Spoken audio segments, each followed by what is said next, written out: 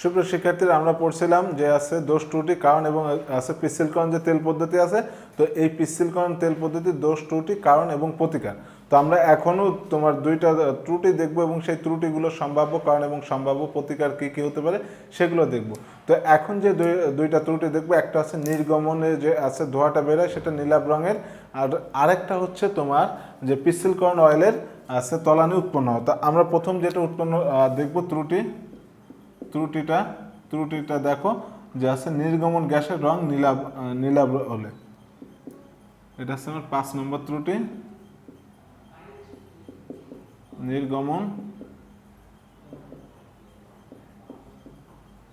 গ্যাসের রং নীলাভ হলে। তো দেখো, নির্গমন গ্যাসের রং যদি নীলাভ হয় তাহলে এক্ষেত্রে আমাদের কিভাবে করণীয় বা কিভাবে কাজ করলে এটা আমরা প্রতিকার করতে হবে। তো আমরা এখানে যদি সম্ভাব্য কারণ এবং প্রতিকার লিখি, তো দেখো তাহলে এখানে যদি আমি লিখি কারণ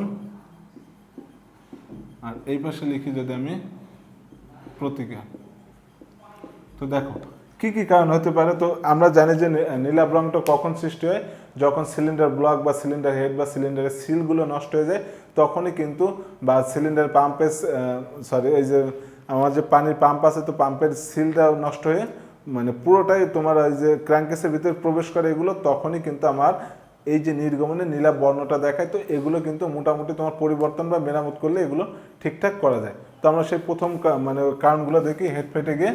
তো প্রথমে যেটা হবে যে আমার যদি সিলিন্ডার হেড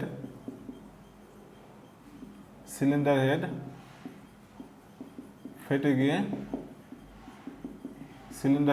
গিয়ে আছে পানি পিচ্ছিলকরণে পানি মিশ্রিত হলে, পিচ্ছিলকরণে পানি মিশ্রিত হলে। তো এটা কি করতে হবে, সিলিন্ডার হেড মেরামত করলে ঠিক হয়ে যাবে। আছে আমরা যদি লিখি প্রতিকার, সিলিন্ডার হেড মেরামত করতে হবে। তো তারপরে 2 নম্বর কি হতে পারে, যে লাইনার নষ্ট হয়ে গেলো, অর্থাৎ সিলিন্ডারের যে লাইনার, এই লাইনারটা নষ্ট হয়ে যদি কোনো কিছু এই যে লুব্রিকেটিং অয়েলের সাথে মেশে, সেক্ষেত্রেও কিন্তু আমার আছে নীলাভ রঙের ধোঁয়াটা বের হতে পারে। তার মানে আমরা লিখি যে সিলিন্ডার লাইনারে, অবশ্য এটাকে কিন্তু বলা হয় সিলিন্ডার লাইনার কিন্তু থাকে সিলিন্ডারের সাথে। আমি আবারও বলছি, তো লাইনার নষ্ট হয়ে গেলে তো লাইনার আসলে মেরামত করা যায় না, ডিরেক্ট পরিবর্তন করতে হবে, পরিবর্তন করতে হবে। তো আমি যার সাথে যার সেটা কিন্তু লিখছি। তো 3 নম্বরে দেখো যে হেড গ্যাসকেট নষ্ট হয়ে গেল, অর্থাৎ যে গ্যাসকেট আছে, তো এই গ্যাসকেটও কিন্তু নষ্ট হয়ে গেছে। হেড গ্যাসকেট নষ্ট হয়ে গেলে, তো এই হেড গ্যাসকেট যদি নষ্ট হয়ে যায় এটা পরিবর্তন করে নিতে হবে। এ মেরামত করা যায় না আসলে, এটাও আমি লিখছি না, পরিবর্তন করতে হবে। তো দেখো 4 নম্বরে আমার কি, যদি সিলিন্ডার ব্লক ফেটে যায়, সিলিন্ডার ব্লকে ফাটল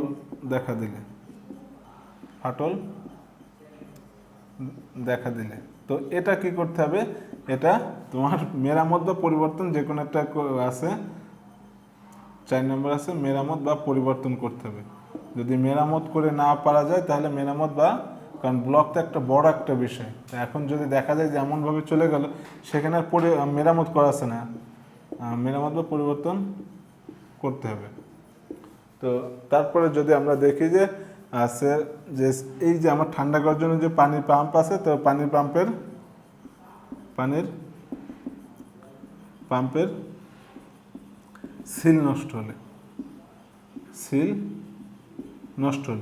তো পানির পাম্পে যদি সিল নষ্ট হয় তাহলে এটা পরিবর্তন করতে হবে। 5 নম্বরে সিল পরিবর্তন করতে হবে। তার মানে দেখো যে সম্ভাব্য নির্গমন গ্যাসের রং যদি নীলাভ হয় তাহলে সেক্ষেত্রে সিলিন্ডার ব্লক বা সিলিন্ডার হেড বা সিলিন্ডার গ্যাসকেট তো বা আছে পানির যে পাম্প এই বা সিলিন্ডার লাইনার মূলত সিলিন্ডারের সাথে কিন্তু এটা সম্পর্কযুক্ত। তো এগুলো যদি ফাটল বা নষ্ট হয়ে যায় তখনই কিন্তু এই যে পিচ্ছিলকারক পদার্থের সাথে আমার বিভিন্ন যে আছে অপদ্রব্য এই অপদ্রব্যগুলো মিশ্রিত বা সরাসরি তেল বা অন্য কোনো দ্রব্যে মিশ্রিত হয়ে কিন্তু তোমার এই নীলাভ বর্ণটা ধারণ করে। তাই এগুলো মেরামতযোগ্য যদি না হয় তাহলে ডিরেক্ট এগুলো পরিবর্তন যদি করি তাহলে সহজে আমি এই ত্রুটিটা আমি প্রতিরোধ করতে পারবো। তো এখন আমরা যেটা দেখব সর্বশেষ ত্রুটি যেটা যে পিচ্ছিলকরণ অয়েলের তলানি যদি উৎপন্ন হয়, অর্থাৎ আমরা যে লুব্রিকেটিং অয়েল ব্যবহার করছি সেই লুব্রিকেটিং অয়েলে যদি তলানি থাকে। এখন এই তলানি বলতে স্লাজ যেটা বলে, অর্থাৎ নিচে আমরা যখন আছে নদী বা সমুদ্রের থেকে পানি তুলে আনি বোতলে রাখলে সেটা কিন্তু দেখবে যে তাহার নিচে কিন্তু বালি বালি পড়ে, তাই না? তো এই বালিটা কিন্তু ওটার ক্ষেত্রে স্লাজ। তো এটা এখানে লিখে আমি যদি এখানে দেখি তো পিচ্ছিলকরণ অয়েলে 6 নম্বর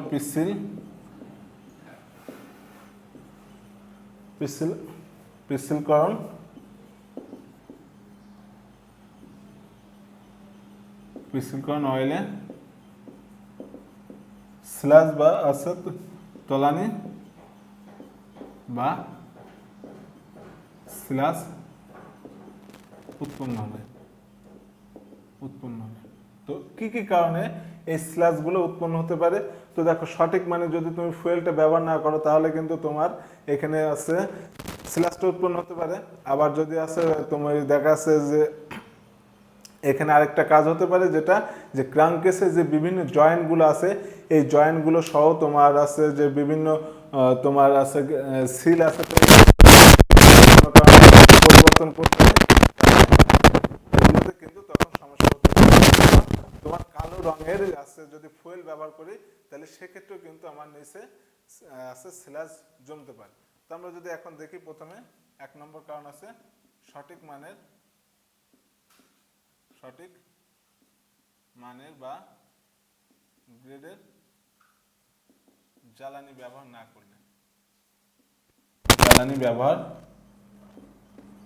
না করলে তাহলে এখানে কি করতে হবে?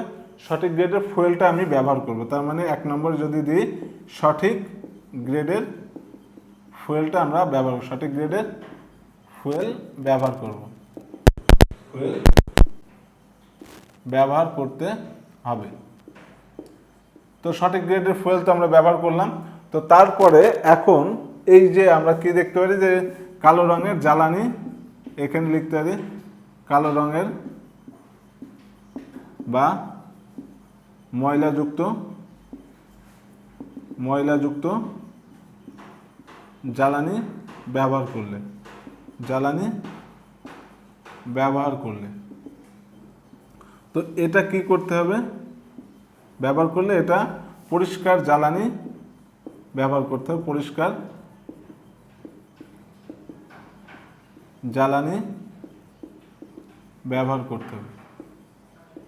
পরিষ্কার জ্বালানি ব্যবহার করতে হবে। তো তারপরে আমরা সর্বশেষ যেটা দেখতে হবে যে আছে যে ক্রাঙ্কেসের যে গ্যাসকেট আছে, ক্রাঙ্কেসের যে সিল আছে, তো এগুলো যেন কোনোভাবে নষ্ট না হয়। তাহলে ক্রাঙ্কেসের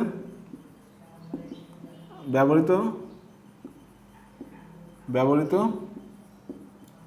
গ্যাসকেট বা সিলে সমস্যা দেখা দিলে, তো সমস্যা দেখা দিলে তখন কিন্তু এই যে বিভিন্ন যে ময়লাগুলো এগুলো ক্রাঙ্কেসের লুব অয়েলের ভিতরে প্রবেশ করবে।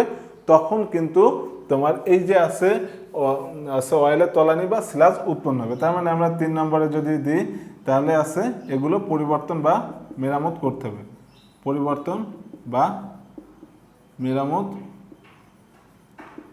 হবে।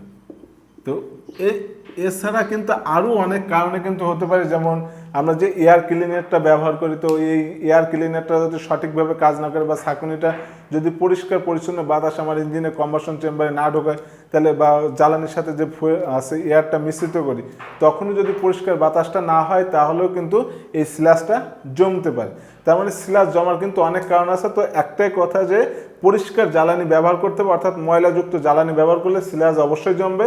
কালো রঙের জ্বালানি ব্যবহার করলে স্ল্যাশ জমবে, অথবা গ্যাসকেট বা সিল নষ্ট হয়ে যায় কোনো ময়লা বা অপদ্রব্য প্রবেশ করলে সেক্ষেত্রেও কিন্তু স্ল্যাশ জমবে। তো এগুলোর দিকে সদয় যদি আমরা সুদৃষ্টি রাখি তাহলে কিন্তু দেখবা যে, বা সতর্ক থাকি, তাহলে এই যে ত্রুটিটা পিস্টলকরণ অয়েলের যে তলানি বা স্ল্যাশ উৎপন্ন হয় এটা আর উৎপন্ন হবে না। তার মানে আমরা এই যে এই ক্লাসে তাহলে কি আলোচনা করলাম, দুইটা নিয়ে, একটা আছে নির্গমন গ্যাসের নীলাভ রং, আরেকটা আছে পিস্টলকরণ পদার্থের স্ল্যাশ জমা। এটার সাথে কিন্তু আমাদের পিস্টলকরণের যে দোষ ত্রুটি, কারণ এবং প্রতিকার, 6টা ত্রুটি এবং তাদের সম্ভাব্য কারণ সমূহ এবং তাদের সম্ভাব্য প্রতিকার সমূহ নিয়ে আমরা আলোচনা করছি। তো আশা করছি তোমরা সম্পূর্ণ মানে যে 3টা ক্লাস নিয়েছে আমি 3টায় বুঝতে পারছি, এবং এখান থেকে তোমাদের কিন্তু রচনামূলক প্রশ্ন আসতে পারে যে পিস্টলকরণ তেল পদ্ধতির দোষ ত্রুটি কারণ, অথবা যে কোনো 3টা ত্রুটির কারণগুলো এবং প্রতিকারগুলো উল্লেখ করো, অথবা যে কোনো একটা অথবা যে কোনো 2টা, এভাবে কিন্তু চাইতেই পারে। তো তোমরা আমাদের ক্লাসগুলো ভালো করে করো, তাহলে এখান থেকে যে কোনো ধরনের প্রশ্ন আসলে অ্যান্সার করতে পারবা। ধন্যবাদ সকলকে।